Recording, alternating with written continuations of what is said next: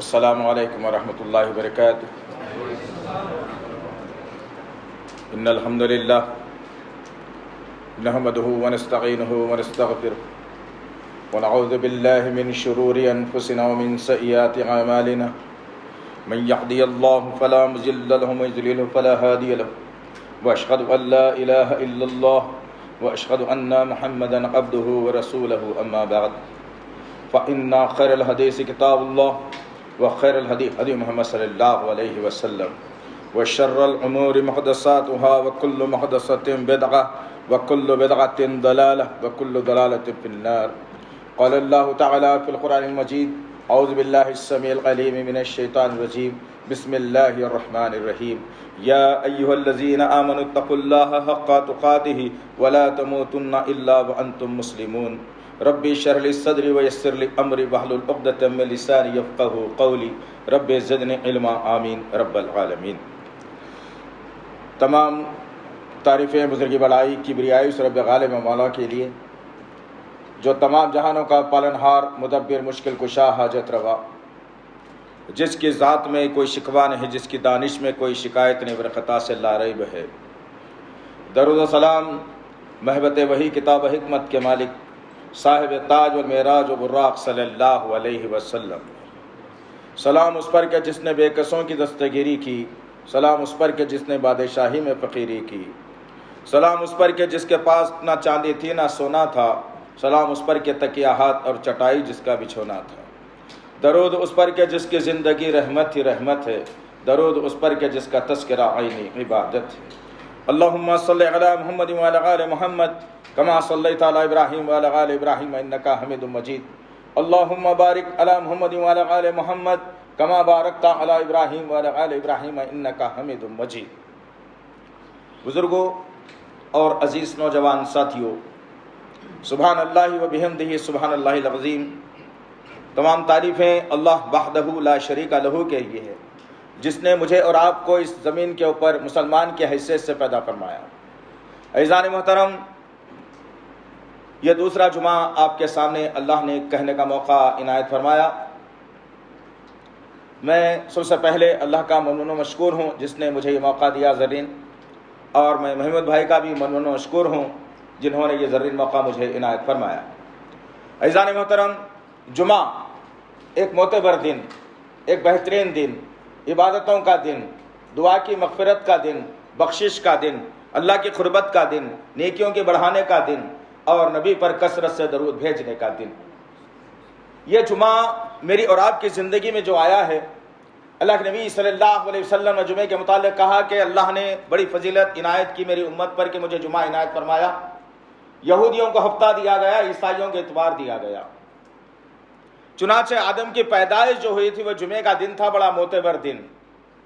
تو عرض کرنے کا مقصد یہ ہے عزیزان محترم کہ جمعے کے دن جب ہم مسجد کی طرف آئیں تو چاق و چوبند ہو کر کے آئیں، مکمل تیاری کے ساتھ آئیں، ذہن بنا کر کے آئیں، سستی اور کاہلی کو دور کر کے آئیں، نیند کو بھگا کر کے آئیں، اس لیے کہ جمعے کی جو ساعت ہوتی ہے بڑی معتبر ہوتی ہے۔ جو کچھ بھی کہا جاتا ہے، جو میسر ہوتا ہے، اس کو سماعت کرنا ہے، اس کو دل اور دماغ میں بٹھانا ہے۔ سورہ جمعہ کی آیتوں کے مطابق اللہ وحدہ لا شریک لہ نے ذمہ داری دی امت محمدیہ پر کہ تم جب جمعے میں شامل ہو اور جمعے سے فارغ ہو تو تم بازاروں میں پھیل جاؤ اور جو کچھ بھی سنا گیا ہے اسے لوگوں تک پہنچا دو۔ ہمارا سسٹم کچھ اور ہو چکا ہے، ہم سسٹم کو کچھ اور بنا چکے ہیں۔ نماز جیسے ہی ختم ہوئی، سلام جیسے ہی ختم ہو، اپنے گھروں کی طرف رواں دواں کھانے پینے کی محفلوں کی طرف چلے جاتے ہیں، جو اخلاقی فریضے سے گری ہوئی حرکت اور اللہ کے قانون کو جو ہے نا پامال کرنے والی بات ہے۔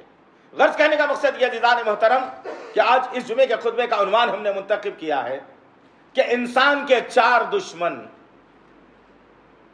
اور ہم سمجھتے ہیں کہ جو دشمن لفظ ہے اردو میں دال، شین، میم اور نون، یہی اس کے اندر ہی تمام عنوان چھپا ہوا ہے کہ دال سے دنیا، شین سے شیطان، میم سے مال، نون سے نفس، جو انسان کے خطرناک دشمن ہیں۔ اور ہم نے دشمنوں کو اپنا دوست بنا لیا، اور جب دشمنوں کو دوست ہم نے بنا لیا تو اللہ رب العزت کی رحمت کی چادر ہمارے سروں سے ہٹ گئی۔ دنیا جس کے پیچھے آج ہم دوڑ دوڑ کر بھاگ رہے ہیں، جبکہ اللہ وحدہ لا شریک لہ نے سورہ تکاثر کی پہلی آیت میں واضح کر کے بتا دیا کہ بسم اللہ الرحمن الرحیم الہاکم التکاثر حتی زرتم المقابر۔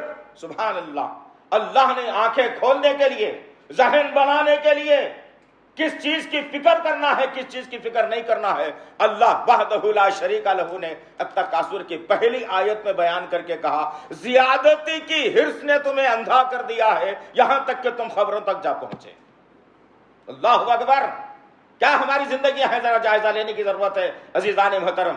دنیا دنیا دنیا دنیا، آج ساری دنیا دنیا ہی کے پیچھے پڑی ہوئی ہے۔ ہمارے ذہن سے موت کا خوف نکل گیا، قبر کی گھبراہٹ نکل گئی، میدان حشر کی ہولناکی نکل گئی، جہنم کے گرم گرم کھولتے ہوئے پانی کا غضب نکل گیا، اور جنت کی بہترین کیاریوں کی خوشبو ہمارے ذہن سے نکل گئی۔ تو آج ہر انسان چاہتا ہے کہ میری دنیا سب سے اچھی ہو جائے، میری دنیا سب سے بہترین ہو جائے۔ آؤ اس کائنات کی عظیم شخصیت جو نہ پہلے پیدا ہوئی تھی نہ قیامت تک کبھی پیدا ہونے والی ہے، جس کے میں اور آپ ماننے والے ہیں محمد صلی اللہ علیہ وسلم، کیا دنیا تھی آپ کی؟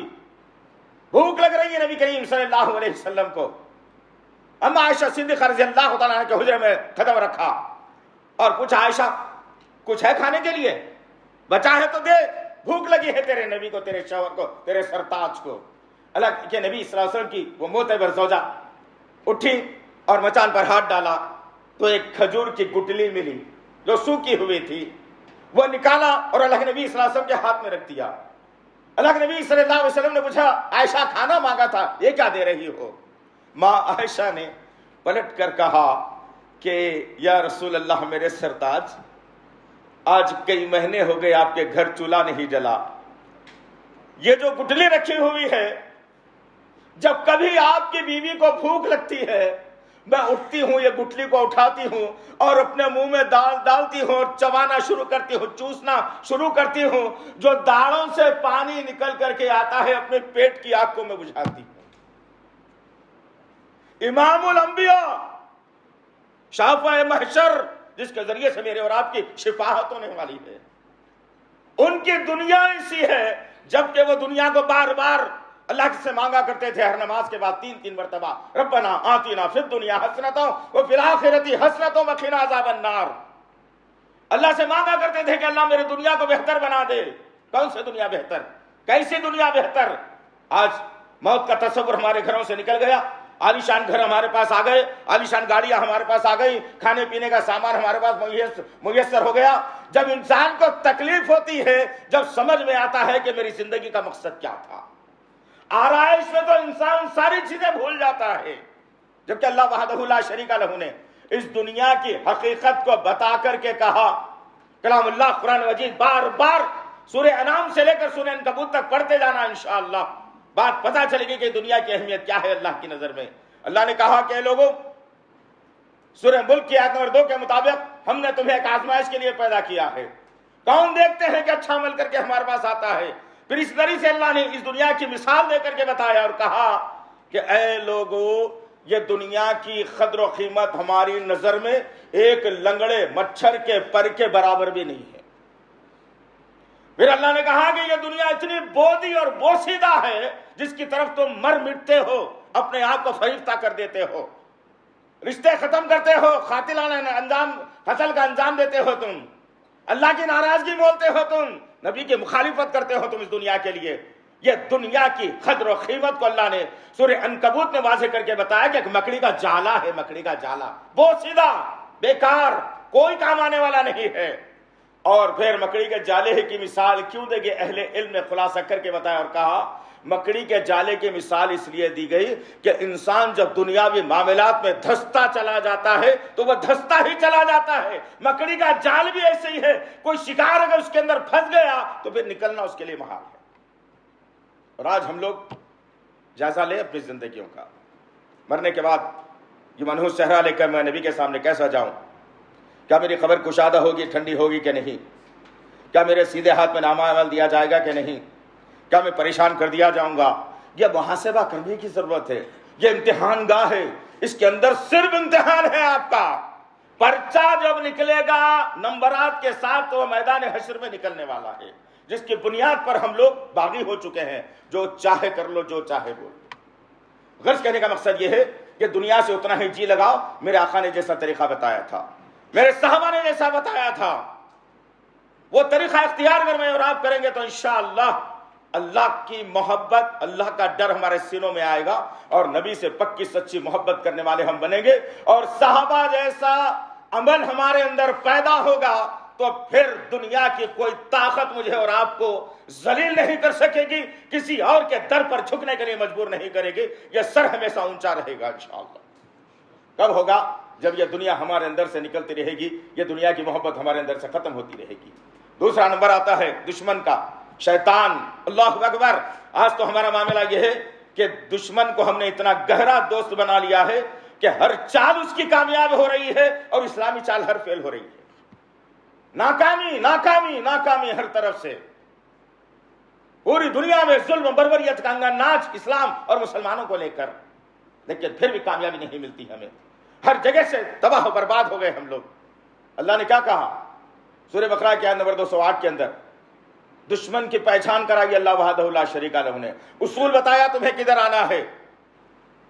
یا ایھا الذین آمنوا ادخلوا فی السلم کافہ ولا تتبعوا خطوات الشیطان انہ لکم عدو مبین. اللہ اکبر.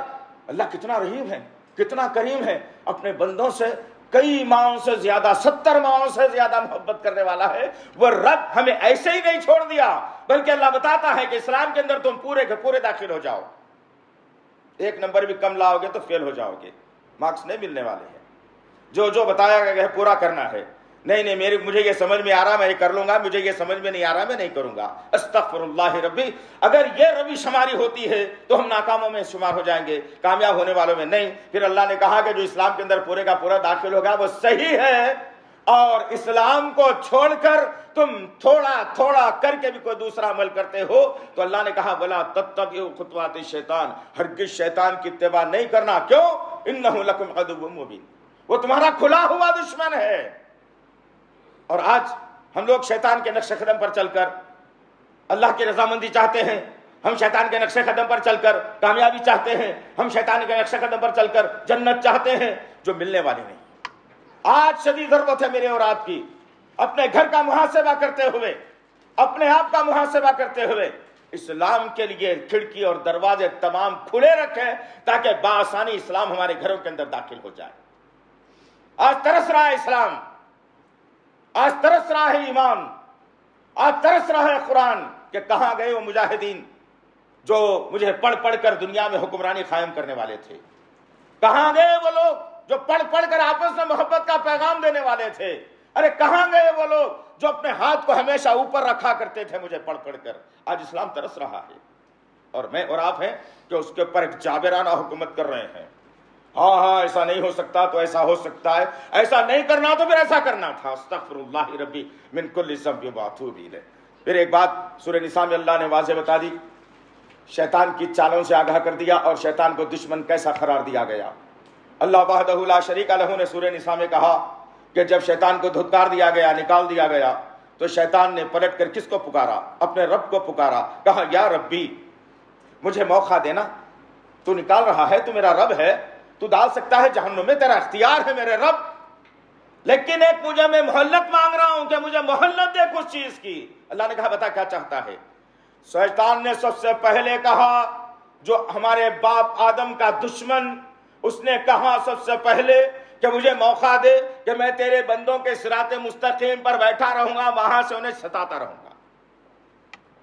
ہم کو پتہ ہی نہیں ہے صراط مستقیم کیا ہے، ہم نے جاننے کی کوشش نہیں کی کہ صراط مستقیم کیا ہے. پھر شیطان نے کہا وہاں سے بیٹھوں گا، جانوروں کے کان چیرنے لگاؤں گا، باطل امیدیں انہیں دھلاتا رہوں گا اور تیری بنائی ہوئی صورتوں کو بگاڑتا رہوں گا. رب نے کہا بڑے فخریہ انداز میں، لیکن آج اس رب کے فخر کو میں نے اور آپ نے چکنا چور کر کے رکھ دیا. رب نے کہا جا مہلت دیتا ہوں قیامت تک، لیکن جو میرے بندے رہیں گے وہ تیری چال پر نہیں آئیں گے، جو میرے بندے رہیں گے وہ تیری بات کو ہرگز نہیں مانیں گے. اللہ نے کہا جو تیری باتوں کو مانے گا تجھ کو اور ان سب کو جہنم سے بھر دوں گا۔ جائزہ لینا ہے مجھے اور آپ کو، جائزہ لینا ہے کہ کہیں کوئی میری چال شیطان کی طاقت کا ذریعہ تو نہیں بن رہی ہے، کہیں میری کوئی چال چلن، کوئی انداز، کوئی میری زندگی کا طریقہ، میری عبادت، میرا کوئی طریقہ ہو، کہیں ایسا نہ ہو کہ شیطان ہماری دشمنی پر امڑ آیا ہو اور میں اس کا ساجیدار بن رہا ہوں۔ ضرورت ہے اس بات کی۔ اس کے بعد تیسرے نمبر پر آتا ہے مال۔ اللہ اکبر، اس میں تو ہم لوگ فیل ہوتے نظر آ رہے ہیں۔ آج تو ہمارے اندر بڑا خطرناک معاملہ آ گیا ہے کہ خاندان کا سب سے زیادہ مالدار میں رہوں، محلے میں زیادہ مالداری میری رہے، لوگوں کے درمیان میں میرے مال کے چرچے رہے۔ رمضان اگر آیا تو 4 گھنٹے میرے گھر کے سامنے فقیر قطار لگا کے ٹھہرے رہے اور انہیں زکوٰۃ میں بانٹتا رہوں، محلے میں معلوم پڑ جائے کہ فلانے صاحب نے آج زکوٰۃ نکالی ہے۔ استغفر اللہ ربی۔ مال مال مال آج ہر انسان کے پاس ایک خطرناک ذریعہ بن چکا ہے۔ یہی مال تو ہے جو آج ہمارے ایمان اور عقیدے کو لے ڈوبا ہے۔ کتنی محبت ہے ہماری مال سے، جبکہ میرے اور آپ کے آقا محمد صلی اللہ علیہ وسلم نے اس مال کی دشمنی کا خلاصہ کر کے بتایا کہ جس کے پاس مال و زر بھرا ہوا ہے اور وہ کسی کی مدد پر آتا نہیں، کسی کی مدد وہ کرتا نہیں، کل قیامت کے دن اسے جب میدان حشر میں کھڑا کیا جائے گا، تو جب میدان حشر میں کھڑا کر دیا گیا اور وہ انسان جس کے پاس بہت سارا مال اور زر تھا، اب اس نے مال کو دبا دبا کر دنیا میں رکھ لیا اور خرچ نہیں کیا، اسلام جو ہے نا پریشان حال تھا، اسلام کے لیے نہیں دیا، چندوں کا اسلام بنا دیا۔ امام صاحب کی تنخواہ دینا ہے چندہ، مؤذن صاحب کی تنخواہ دینا ہے چندہ، مسجد کو کلر کرانا ہے چندہ، مسجد میں جانماز لگانا ہے چندہ، رمضان کا آ گیا اسپیشل چندہ، ہر چیز کے لیے چندوں کا استعمال کر لیا، لیکن خود کے مال کو بچائے رکھا۔ یہ مال دشمنی پر امڑ آئے گا اور اللہ کے نبی صلی اللہ علیہ وسلم نے فرمایا کہ جب میدان حشر میں یہ انسان کھڑا رہے گا، جہنم سے ایک گنجا سانپ نکلے گا جو چمکدار ہوگا، جس کی آنکھوں سے شعلے برستے رہے ہوں گے، وہ سانپ نکل کر سیدھا اس انسان کے طرف آئے گا اور اس کا پیچھا کرے گا۔ وہ انسان دوڑتا رہے گا، یہ سانپ پیچھا کرتا رہے گا۔ وہ آدمی کہے گا کہ بھئی ماجرا کیا ہو گیا، چھوڑ رہا ہی نہیں انہیں تو، اگر میں نے ایسے کیا قصور کر دیا ہے؟ اللہ اس سانپ کو، گنجے سانپ کو جس کی آنکھ سے شعلے نکل رہے ہیں، اس کو گویائی دے گا، بولنے کا موقع دے گا۔ وہ سانپ اس انسان سے کہے گا، اے بدخماش آدمی، دنیا میں تو میرے پیچھے ایسے ہی بھاگتا تھا، آج موقع اللہ نے دیا ہے کہ میں تیرے پیچھے آؤں، تیرا مال ہوں، اب تو مجھے پکڑ کر کے بتا۔ اللہ اکبر۔ اتنی ساری باتیں ہونے کے باوجود عبد الرحمن ابن عوف رضی اللہ تعالیٰ عنہ مالدار تھے، تمام کی تمام دولت اسلام کے لیے لٹا دی۔ عثمان بن عفان رضی اللہ تعالیٰ عنہ بہت بڑے مالدار اور تاجر پیشہ انسان کا نام تھا۔ تبوک کے موقع پر 7 مرتبہ نبی نے مانگا اور عثمان بن عفان نے کہا یا رسول اللہ کسی سے لینے کی ضرورت نہیں، میں دینے کے لیے تیار ہوں۔ اللہ اکبر۔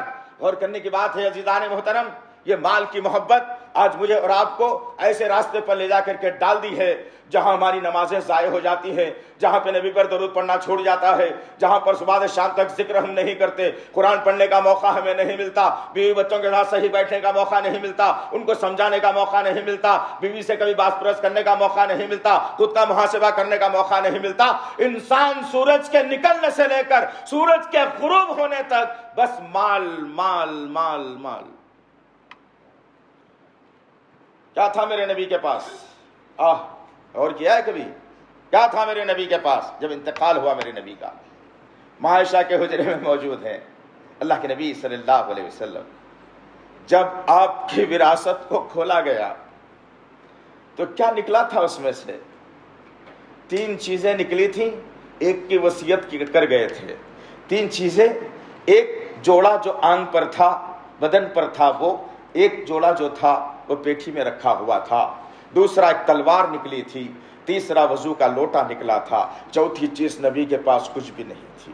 اگر تھی تو اللہ کے نبی نے وصیت کی اور کہا اے لوگو، میری زرہ جس پر میں بیٹھ کر جاتا ہوں، اونٹ پر گھوڑے پر جو بیٹھ کے جاتا ہوں میں، زرہ ہے وہ میرے لیے نہیں، کوئی مسافر میرے پاس آیا تھا مانگنے کے لیے، قرض لینے کے لیے آیا تھا، میرے پاس موجود نہیں تھا، میں نے اس کے حوالے وزیرہ کر دی، میں نے کہا میرے بھائی یہ لے جا، اس کو کسی کے پاس رکھ لے گروی، جو رقم تیری ملتی ہے اس سے اپنی حاجت پوری کر لے، بعد میں اسے چھڑا لوں گا۔ اللہ اکبر۔ آج ہم نے کیا کیا بھائی؟ ہم نے کیا کیا آج؟ اللہ اکبر۔ قوم کے نوجوان بے روزگار ہیں، ان کی مدد کے لیے ہم آگے نہیں آتے۔ ایک رسم چل پڑی ہے، بغیر جہیز کے شادی نہیں ہو سکتی، لیکن ان غریب بچیوں کی مدد کے لیے ہم آگے نہیں آ سکتے، ہم بیماروں کے لیے آگے نہیں آ سکتے، ہم درد مندوں کے لیے آگے نہیں آ سکتے، ہم مسافروں کے لیے کھانے کا انتظام نہیں کر سکتے۔ غرض کے ہمارے اندر جو چیز صفات ہونی چاہیے تھی وہ مال کے دبدبے نے ہمارے اندر ختم کر کے رکھ دیا۔ آخری کربناک چیز ہے جس کے طرف میری اور آپ کی توجہ نہیں ہوتی، ہم نے کبھی توجہ نہیں کی۔ چوتھا دشمن ہمارا ہے، پہلا دشمن دنیا، دوسرا دشمن شیطان، تیسرا دشمن مال، چوتھا دشمن نون سے نفس ہے۔ کبھی ہم نے توجہ نہیں کی کہ میرا نفس کیا کہتا ہے، نفس کتنے قسم کا ہے، کون سا نفس ہے جو ہم کو ابھارتا ہے گناہوں پر، کون سا نفس ہے جو گناہوں کرنے کے بعد جو ہے نیکی کی طرف آمادہ کرتا ہے، اور کون سا نفس ہے جس کے ذریعے سے اللہ نے جنت میں جانے کا ذریعہ بنایا۔ کیا ہم نے کبھی تصور کیا ہے اس کا؟ کبھی تدبر کیا ہے کہ یہ نفس کے اقسام کیا ہوتے ہیں، نفس کتنے قسم کا ہے، اللہ نے نفس کے کیا کیا اقسام قرآن میں بیان کی ہیں، میرے اور آپ کے آقا محمد صلی اللہ علیہ وسلم نے نفس کے متعلق ایسا ڈرایا ہے، ہم نے کبھی سوچا ہی نہیں۔ بس روز صبح ہوتی ہے، شام ہوتی ہے، عمر یوں ہی تمام ہوتی ہے، ہماری زندگی کا مقصد ہم نے بنا لیا کہ صبح اٹھو تو لالچی بن کر کے دنیا کی طرف ہماری ذہن لے کر کے جاؤ، اور رات کو سو تو اللہم باسمک اموت وحیا کہو، اور کہو کہ میں اللہ میں مر رہا ہوں، اب جو ہے تیرا نام لے کر کے کل تو زندہ کرے گا تو میں ہوں گا۔ لیکن یہ دعا کے باوجود بھی کل کی آرزویں ارمانیں ہمارے ذہن کے اندر موجود ہیں۔ آج وقت ہے عزیزان محترم، نفس تین قسم کا سورہ قیامہ میں نفس لوامہ کے تعلق سے بتایا گیا۔ اب خلاصہ نہیں ہے وقت کا، 5-7 منٹ میرے پاس بچے ہیں، انشاءاللہ میں اسی میں بات کر لوں۔ سب سے پہلے بتایا گیا نفس لوامہ، سورہ قیامہ کی آیت نمبر 2 کے اندر بتایا گیا۔ نفس لوامہ کیا ہے؟ بار بار گناہوں کی طرف ابھارنے والا، نیکیوں کی طرف نہیں لا سکتا، توبہ کرنے کی توفیق چھینی جاتی ہے، نفس لوامہ جس کے اندر آتا ہے۔ ہر گناہ کرتا ہے انسان، اطمینان حاصل کر لیتا ہے، چلو دیکھا جائے گا۔ اللہ اکبر۔ سورہ یوسف کے اندر بتایا گیا نفس امارہ، نفس امارہ وہ ہے جو گناہ کی طرف جب رغبت ہوتی ہے تو فوری اندر سے ضمیر سے آواز آتی ہے کہ نہیں یہ غلط کام ہے، نہیں کرنا، اسے توبہ کر لو، یہ نفس امارہ ہے۔ آج ہم پورے کے پورے انسانیت، اب مسلمان بولنا شرمندگی کی بات ہے، اس لیے تو انسانیت کہہ رہا ہوں کہ ہمارے اندر نفس لوامہ کے سارے روداد موجود ہیں۔ آدمی دھوکہ دیتا ہے، گھبراتا نہیں، ایک آدمی چار کو پلاٹ بیچتا ہے، گھبراتا نہیں، کچھ اور بول کر کچھ اور کر دیتا ہے، گھبراتا نہیں، دھوکہ دے کر مال کماتا ہے، گھبراتا نہیں۔ اب کیا کروں بھائی، عادت پڑ چکے ہے، صبح سے شام تک تھک جاتا ہوں، تھوڑی ہونا ہے، گھبراتا نہیں، جھوٹ بولنے کے لیے گھبراتا نہیں، گانے سننے کے لیے گھبراتا نہیں، شادی بیاہ میں باجا رکھ کر ناچنے کے لیے گھبراتا نہیں۔ پتہ نہیں ایسی کتنی چیزیں جو نفس لوامہ کی طرف ہماری ذہن ہو چلائے، نفس امارہ کی طرف آنا نہیں چاہتے۔ اور جو آدمی نفس لوامہ سے بچا لیا گیا اور نفس امارہ کی طرف آ گیا، بار بار جب اس سے گناہ ہوتے رہتے ہیں تو وہ توبہ کرتا ہے، اپنے رب سے جو ہے تلافی کرتا ہے اپنے گناہوں کی طرف، اور آنکھ سے آنسو بہاتا ہے اور اپنے رب کو منوانے کی کوشش کرتا ہے۔ میرے اور آپ کے آقا محمد صلی اللہ علیہ وسلم نے توبہ کا بہترین طریقہ یہ بتایا، اور اللہ کے نبی صلی اللہ علیہ وسلم نے کہا کہ اللہ کو 2 خطرے بڑے پسند ہیں، 2 خطروں کو اللہ بہت عزیز جانتا ہے۔ صحابہ نے پوچھا یا رسول اللہ بتائیے 2 خطروں کو کیسے اللہ عزیز جانتا ہے؟ اللہ کے نبی صلی اللہ علیہ وسلم نے کہا کہ ایک وہ خطرہ جو اسلام کو بچانے کے خاطر دشمن سے لڑنے کے لیے ایک آدمی جاتا ہے، اس کے جسم پر تلوار لگتی ہے اور اس کے جسم سے خون نکلتا ہے، اور وہ خون زمین پر گرنے سے پہلے اللہ اس کی مغفرت فرما دیتا ہے۔ ایک یہ خطرہ۔ دوسرے خطرے کے بارے میں اللہ کے نبی نے بتایا اور کہا کہ رات تمام انسانیت سو جاتی ہے، انسان گناہ کیا ہوتا ہے، اور رات کے اندھیرے میں سائیں سائیں کی آوازیں آتی ہیں، اور ایک اللہ کا مقرب بندہ، اللہ سے ڈرنے والا بندہ، اپنے گناہوں پر ندامت کرنے والا بندہ رات کے اندھیرے میں اٹھتا ہے جبکہ ساری دنیا سوئی ہوئی ہے، اپنی نیند سے جاگتا ہے اور 2 رکعت نماز ادا کرتا ہے اور سجدے میں جاتا ہے، اور سجدے میں جب جاتا ہے تو آنکھ اور زمین کے درمیان میں 2-2.5 انچ کا فرق ہو جاتا ہے۔ اب وہ اپنی ندامت والی آنکھوں سے زمین کی طرف دیکھتا ہے اور اپنی زبان سے اللہ کے سامنے غلطیوں کو رکھتا ہے کہ اللہ میں نے فلانی غلطی کر دی، میں نے فلانی غلطی کر دی، اللہ تو معاف کرنے والا ہے، اللہ تو معاف کرنے والا ہے۔ جب یہ الفاظ اس کی زبان سے نکلتے ہیں اور اس کی آنکھوں میں ڈبڈباتے ہوئے 2 آنسو کے موتی آ جاتے ہیں، اللہ کے نبی نے کہا کہ آنکھ سے نکل کر وہ آنسو زمین پر گرنے سے پہلے اللہ اس کی بھی مغفرت فرما دے۔ کہاں ہے یہ بھائی؟ کس کے لیے ہے اصول؟ یہ اصول کس کے لیے ہے؟ یہ ساری زندگی، ساری چال چلن انداز گناہوں میں ڈوبا ہوا، لیکن جنت الفردوس عطا کر دے۔ اتنی آسان بات ہے جنت الفردوس عطا کر دے؟ محلے کی مہنگی زمین کا ایک پلاٹ نہیں خرید سکتے آپ جن میں پیسے اگر نہیں ہے تو جنت اس سے گئے گزری ہے، نعوذ باللہ من ذالک، یا عزب اللہ۔ تو 2 نفس، نفس لوامہ، نفس امارہ، تیسرا نفس ہمارے اندر پیدا کرنا ہے، ہمارے اندر پیدا کرنا ہے۔ سورہ فجر کی آخری آیت میں تیسرے نفس کا تذکرہ کر دیا گیا، اور اللہ جہاں کافروں سے مخاطب ہے، جہاں یہودیوں سے مخاطب ہے، جہاں عیسائیوں سے مخاطب ہے، جہاں مشرکین سے مخاطب ہے، جہاں ایمان والوں سے مخاطب ہے، جہاں انسانوں سے مخاطب ہے، اللہ نے ہمارے نفس سے بھی مخاطبت کی ہے۔ یا ایتھا النفس المطمئنہ، اللہ اکبر، یہ نفس آنا، یہ نفس لاؤ، پھر دیکھنا انشاءاللہ اسلام کا سر کبھی کسی کے سامنے نیچے نہیں ہوگا انشاءاللہ۔ آپس کی دشمنیاں ختم ہو جائیں گی، ایک دوسرے سے محبت پیدا ہو جائے گی، دنیا کی رغبت کم ہو جائے گی، مسجد ویرانی کا شکوہ نہیں کریں گے انشاءاللہ۔ تو غرض کہنے کا مقصد یہ ہے، یہ نفس میرے اندر آنا ہے کہ اطمینان والا نفس، اپنے رب کی مرضی کے مطابق جو زندگی گزارے گا، وہ اطمینان والا نفس، جو عبادت کے اندر داخل ہو جائے گا، وہ اطمینان والا نفس۔ جمعے کو مسجدوں کو بھر کر ہم کچھ کہتے ہیں کہ ہماری مسجد میں تو اتنے لوگ آگے بھائی، آج ہماری مسجد تو آج بہت فل ہو گئی تھی الحمدللہ۔ جمعے کو مسجدیں بھر کر اسلام کی سربلندی ہو سکتی ہے؟ جمعے کو مسجدیں بھر کر دشمن کا خاتمہ ہو سکتا ہے؟ جمعے کو مسجدوں کو بھر کر گھر میں خیر و برکت آ سکتی ہے؟ جمعے کو مسجدوں کو بھر کر اولاد مطیع و فرمانبردار ہو سکتی ہے؟ جمعے کو مسجدوں کو بھر کر اپنی بیویوں سے اچھی امیدیں تم نہیں لگا سکتے۔ یہ سسٹم خراب ہے ہمارا۔ جمعے کے دن جمعے کو جمعہ مسجدوں کو بھرنا اور 5 وقت کی نمازوں میں مسجدوں کو ویران رکھنا۔ آؤ عہد کرتے ہیں انشاءاللہ، وقت ہو چکا ہے، آؤ عہد کرتے ہیں کہ ہم نفس لوامہ کے شکار نہیں ہوں گے انشاءاللہ۔ ہم نفس امارہ کی طرف جائیں گے، لیکن ہمارے ٹارگٹ ہوگا نفس مطمئنہ، جو رب کی طرف لوٹ کر آنے سے ہوتا ہے، رب کے قوانین کو اپنانے سے ہوتا ہے، رب کی بات ماننے سے ہوتا ہے، سنتوں کو پورا کرنے سے ہوتا ہے، نبی سے محبت کرنے سے ہوتا ہے، نبی کے طریقے والی عبادت پر ہوتا ہے۔ جب ہوگا جب ہم اپنے آپ کو سرنڈر کر دیں گے انشاءاللہ۔ تو کتنے دشمن بھائی؟ 4 دشمن انسان۔